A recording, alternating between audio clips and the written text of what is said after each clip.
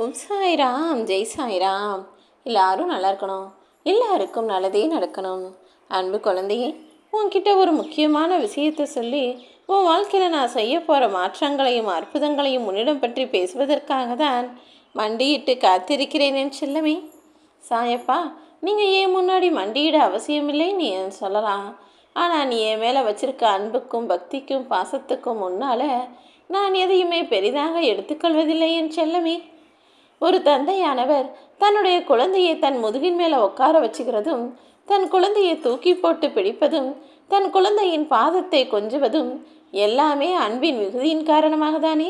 அப்படிதான் உன்னையே என் பிள்ளையாக நான் நினச்சிக்கிட்டு இருக்கிறதுனால உன் முன்னால் மண்டியிடுவதையும் உன் முன்னால் நின்று பணிந்து பேசுவதையும் நான் பெருசாக எடுத்துக்கிறதே கிடையாது.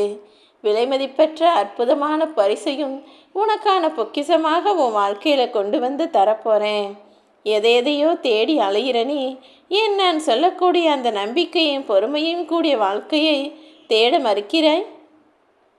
இந்த உலகத்தில் இருக்கக்கூடிய மனிதர்கள் எல்லாருக்குமே ஒவ்வொரு விதமான ஆசைகளும் எதிர்பார்ப்புகளும் அதன் மீது நாட்டமும் விருப்பமும் இருக்குது. ஒரு சிலர் இடமா வாங்கணும், நிலமாக வாங்கணும், வீடு வாங்கணும்னு மண்ணை தேடி அலைகிறாங்க. ஒரு சிலர் நகை சேர்க்கணும், பணம் சேர்க்கணும்னு பொண்ணையும் பொருளையும் தேடி அலைகிறாங்க. சில பேர் கல்யாணத்துக்கு பெண் தேடி மாப்பிள்ளை தேடி அலைகிறாங்க. ஒரு சிலர் வாழ்க்கைக்கான விடிவு காலம் வரணும்னு ஒரு நல்ல வேலையையும் வருமானத்தையும் தேடுறாங்க. எத்தனையோ பேர் நில குலைஞ்சு போயிருக்க வாழ்க்கையில், இருள் சூழ்ந்திருக்கும் வாழ்க்கையில் விடியல் வரணும்னு தேடி அலைகிறாங்க. சில பேர் பொழுதுபோக்க தேடுறாங்க. இப்படி ஒவ்வொருவரும் புகழையும் பதவியையும் எதையோ தேடி அலைகிற மனிதர்களாக இருந்தாலும் எத்தனை பேர் பக்தியின் மீது நாட்டம் கொண்டு என்னை தேடி வருபவர்களாக இருக்கீங்க?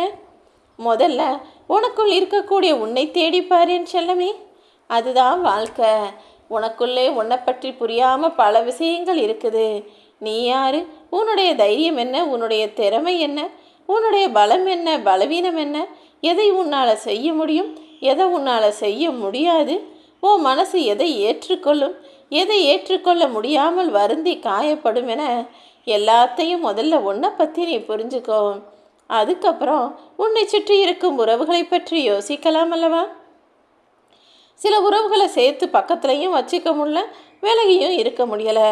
இருந்தாலும் எல்லாருடைய நினைப்பிலும் வாழ்ந்து கொண்டு தானே வருந்தி கொண்டிருக்கிறேன்.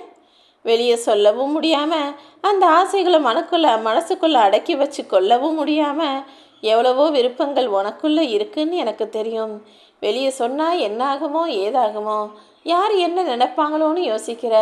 சரி, இது நமக்கு வேணாம், இந்த ஆசையவே அழிச்சிடலான்னு உன் மனசுக்குள்ளே அதை கொள்ளவும் முடியவில்லை தானே.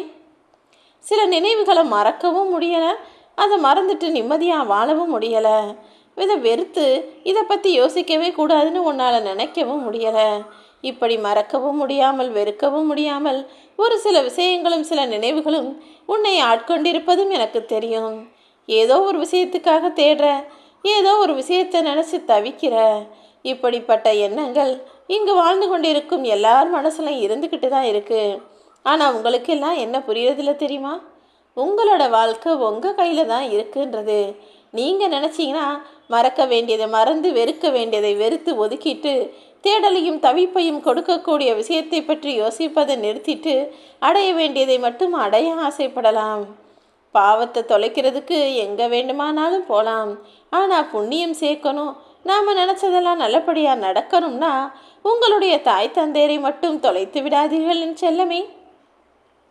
உன் வாழ்க்கையில் எவ்வளோ பெரிய கஷ்டமான சூழ்நிலை வந்தாலும் சரி, இக்கட்டான சந்தர்ப்பங்களையே நீ பார்க்க நேர்ந்தாலும் சரி, ஒருபோதும் வாழ்க்கை முடிஞ்சிடுச்சுன்னு மட்டும் நினைக்காத. ஏன்னா அத்தனையும் பார்த்துக்கிட்டு இருக்க உன் சாயப்பா யாராவது ஒரு ரூபத்தில் உனக்கு உதவுவதற்கு நான் நாட்களை நிச்சயமாக அனுப்புவேன்.